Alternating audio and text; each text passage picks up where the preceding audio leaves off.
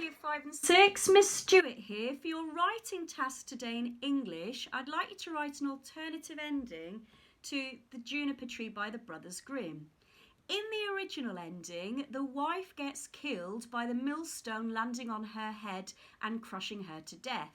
Then the bird who dropped the millstone turns back into the boy and he lives happily ever after with his sister and his dad. So I don't want you to tell that story. I want you to come up with your new original ending.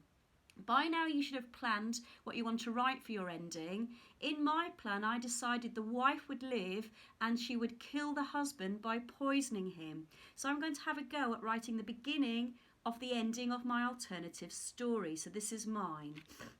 Let's have a think. So I've got, whilst her husband finished the last morsel of stew, comma,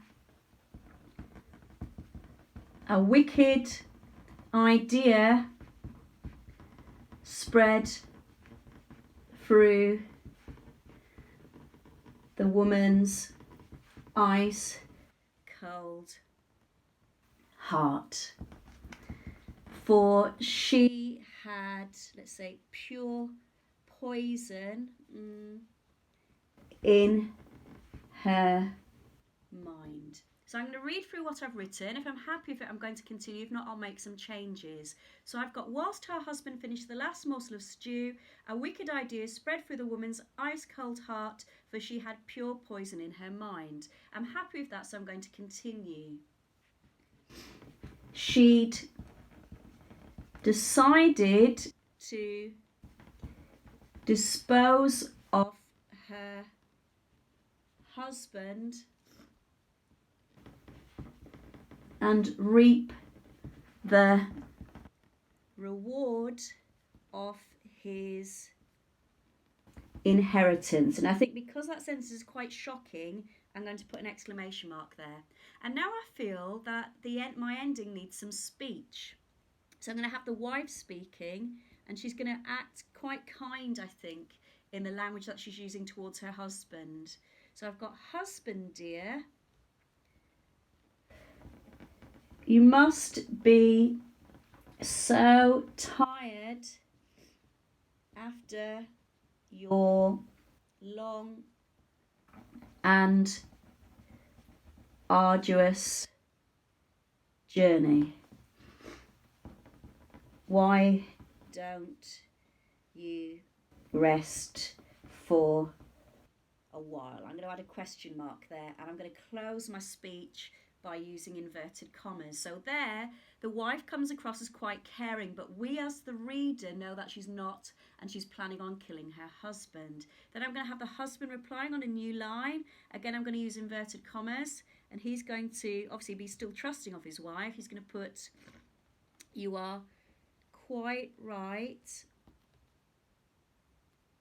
Of course, I am weary and have been worrying about my son when I needn't have. And then I'm going to close my inverted commas again, and I'm going to put retorted, the man. Right, I'm going to read through it, check I'm happy with it, then move on to the next part of my story. So this is mine so far. Whilst her husband finished the last morsel of stew, a wicked idea spread through the woman's ice-cold heart, for she had pure poison in her mind. She decided to dispose of her husband and reap the reward of his inheritance.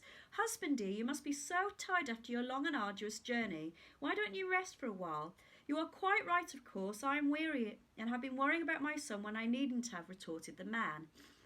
I'm going to continue my story, and obviously the wife wants the husband out the way so she can make more stew and lace it with poison. He's going to die, and at the end the wife and her daughter are going to live happily ever after. Remember, in the Grimm brothers version, something gruesome happens to at least one of the characters, so bear that in mind when you're writing yours. Good luck, woodpeckers and kingfishers. Send me your writing. Can't wait to read it. Take care. Speak to you soon. Bye.